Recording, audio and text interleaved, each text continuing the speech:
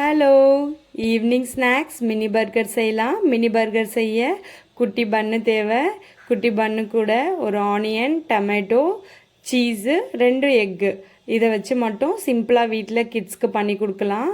இதில் ஆனியனையும் டொமேட்டோவையும் இந்த மாதிரி ரவுண்டாக கட் பண்ணி எடுத்துக்கலாம். ஸோ இதை கட் பண்ணி முடித்த உடனே நம்ம எடுத்து வச்சுருக்க பன்னை சென்டராக கட் பண்ணிங்கன்னா 2 பீசஸாக வரும்.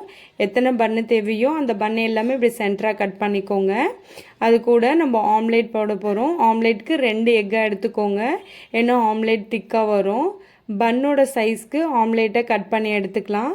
கட் பண்ணதுக்கப்புறம் பன்னை நம்ம நெய் இல்லைன்னா பட்டர் விட்டு டோஸ்ட் பண்ணிக்கோங்க சிம்மில் வச்சு. அது டோஸ்ட் ஆகும்போதே மேலே ஸ்டஃபிங் பண்ணிடலாம்.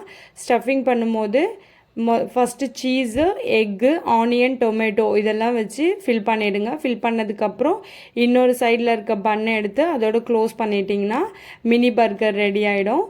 இது கூட சாஸ் வச்சு சாப்பிட்டு பாருங்கள், நல்லாயிருக்கும்.